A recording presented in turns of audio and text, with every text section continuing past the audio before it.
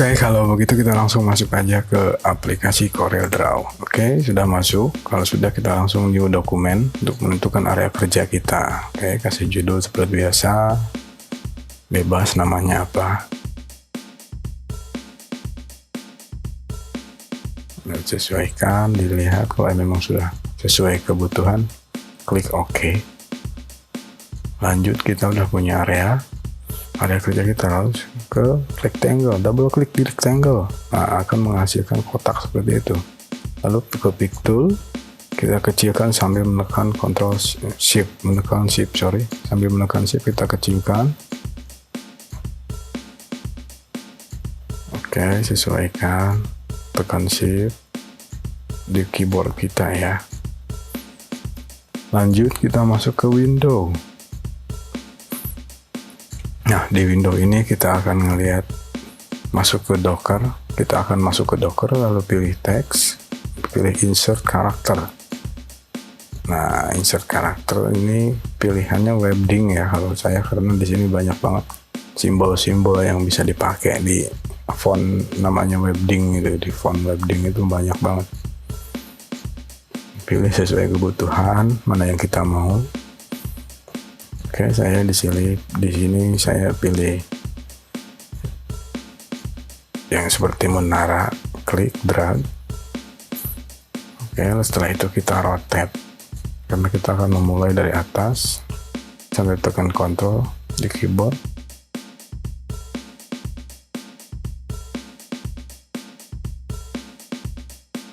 Lalu pindahkan ke atas. Setelah itu kita aktifkan juga dua objek tersebut. Setelah itu kita tekan L untuk meletakkan sebelah bagian kiri. Nah, setelah itu kita besarkan sesuai kebutuhan kita. Lalu kita duplikat sambil tekan Ctrl.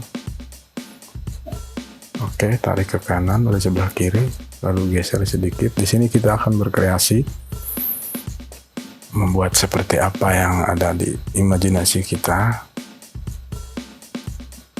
Duplikat ke atas, lalu yang dua bawah di grup, karena nanti bisa bikin center, biar center sama yang atas. Klik yang atas. Oke, dipindahin. Setelah itu kita bikin center antara dua objek tersebut yang udah di grup tadi. Tekan C, fungsinya center itu center. Huruf C itu untuk center atau tengah, lalu B atau top untuk rata atas atau rata bawah. Untuk top itu rata atas T, rata bawah B, lalu grup lagi. Setelah itu kita duplikat lagi. Oke. Nah, di sini setelah kita punya duplikat, jangan dirubah-rubah, langsung Ctrl L untuk apa? Merepeat. Repeat itu kemarin saya udah jelaskan gunanya untuk merepeat, memperbanyak dengan posisi yang sama. Oke, kita Ctrl L di keyboard, lanjut terus sampai ke ujung, Ctrl L berulang-ulang. Udah selesai, cukup. Setelah itu kita seimbangkan antara lebar kotak itu yang tadi kita buat dengan panjangnya yang barusan objek yang kita repeat. Yang kanannya dikecilin, dikalahin sedikit biar seimbang. Oke, setelah cukup, baru kita bikin yang bagian bawah dengan cara duplikat yang sudah ada. Nah, tekan Ctrl seperti biasa, lalu ditarik ke bawah. Jangan lupa di grup dulu sebelumnya, biar nggak berpencar lagi yang sudah kita buat duplikat barusan. Tarik ke bawah, kita taruh manual. Lanjut kita untuk kiri dan kanannya. Sekarang kita ambil yang bagian kanan, kita duplikat lagi, lalu di rotate ke arah kanan sambil tekan Ctrl. Oke, pindahkan. Lalu kita aktifkan dua-duanya, antara rectangle kotak sama objek yang urusan kita copy. Lalu kita tekan T di keyboard untuk rata atas. Oke. Setelah itu kita untuk repeat kita duplikat satu, jangan dirubah, jangan digerakin, langsung kita Ctrl R. Oke. Mati boleh tapi jangan berubah ya objeknya. Nah, kita Ctrl R nih. Oke, lanjut. Setelah selesai kita grup lagi yang bagian ini. Setelah itu kita ratakan lagi dengan kotak yang ada. Sudah cukup, kita duplikat lagi untuk bagian kirinya. Kita aktifkan kotak sama objek yang mau digeser ke kiri, L. Oke, setelah L, karena itu buat rata kiri, Ctrl L di sebelah kiri. Oke. Nah, sudah cukup, kira-kira segitu, agak beda-beda sedikit.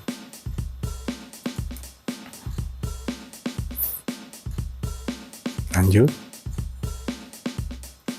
Selanjutnya kita sudah punya, tapi belum sempurna. Kita untuk ngisi di pojoknya kita duplikat lagi. Oke, kita sudah duplikat. Setelah itu kita di rotate secukupnya. Sebelumnya kita ungroup dulu baru kita rotate, atau bisa juga sebaliknya, rotate dulu baru di ungroup, bebas. Nah, kita udah punya yang hasil rotate.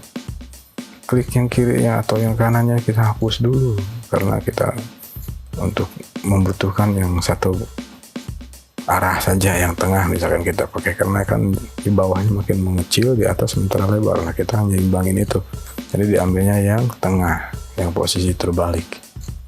Oke, kita pasin sesuai manual, baru rata atas untuk bagian ke atasnya. Klik yang objek satu, objek yang di sebelah kirinya. Oke, sekarang kita untuk rotate sambil duplikat, yang lingkarannya kita pindahin ke pojok biar yang pojok nggak gerak. Nah, oke, kita udah punya satu, geser sambil tekan Ctrl. Nah, oke, udah punya 3 kan. Nah, di sini manual, duplikatnya manual, jangan tekan Ctrl karena kita butuh keseimbangan tengah. Oke, lanjut juga di sini nggak usah tekan Ctrl, klik. Nah, itu caranya, drag yang kiri, klik, drag, ditahan, klik kanan ya. Nantinya akan seperti itu. Duplikat itu klik kanan. Setelah dapat baru dilepas gitu. Oke. Nah, kita udah punya grup, jangan lupa. Oke, terus sudah gitu kita duplikat lagi untuk bagian kirinya. Nah, kita ratain deh sebelumnya, biar enak kelihatannya. Oke. Rata kiri, rata kanan, rata atas dengan CL setelah diaktifin. Oke, kita duplikat ke kiri, langsung ambil rata kiri aja, left. Nah, udah.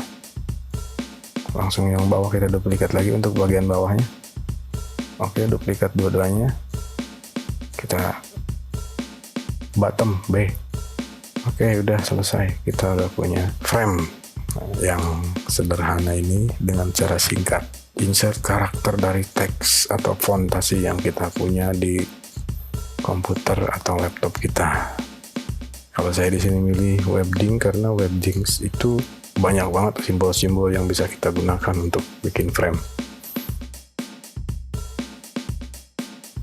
Nah, gitu.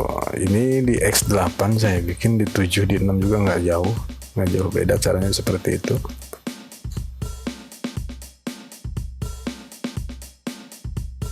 Oke, saya kita bikin center. Nah, udah.